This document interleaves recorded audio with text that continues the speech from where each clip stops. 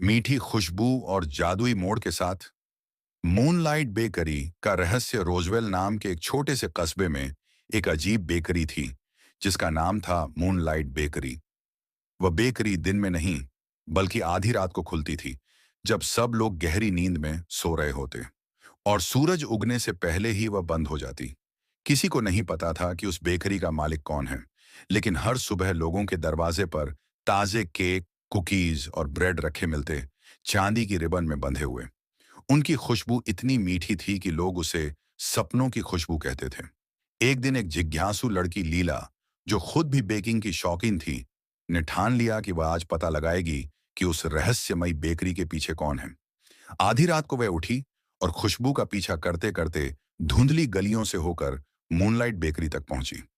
अंदर नीली सी रोशनी चमक रही थी, जैसे चांद की किरणें पानी पर पड़ रही हों।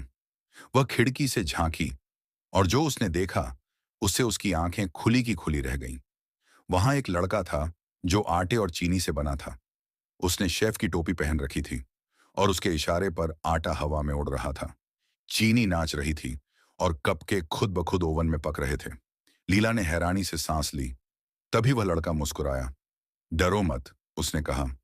मुझे रोजवेल के पहले बेकर ने 100 साल पहले बनाया था। हर रात मैं मेहरबानी की रेसिपी से बेक करता हूँ, वही गुप्त सामग्री जो लोगों के सपनों को मीठा बनाती है। लीला बोली, क्या तुम मुझे सिखाओगे? वह मुस्कुराया। हाँ, पर एक शर्त पर। तुम कभी अपने बेकिंग से नाम या शोहरत के लिए नहीं, बल्कि प्यार के लिए बेक करोगी। उस रात लीला ने वह रहस्यमयी रेसिपी सीखी, जो किसी किताब में नहीं लिखी थी, बल्कि दिल में फूंक दी गई थी। अगली सुबह जब सब जागे, तो मूनलाइट बेकरी गायब थी, लेकिन उसी जगह एक नई दुकान खुली, सनराइज बेक्स बाय लीला।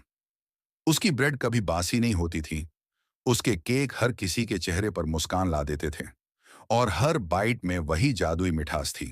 कहते हैं, जब चांद पूरा होता है तो रोजवेल की गलियों में अब भी मूनलाइट बेकरी की खुशबू तैरती है, जो याद दिलाती है कि थोड़ी सी मेहरबानी भी किसी भी चीनी को जादू में बदल सकती है।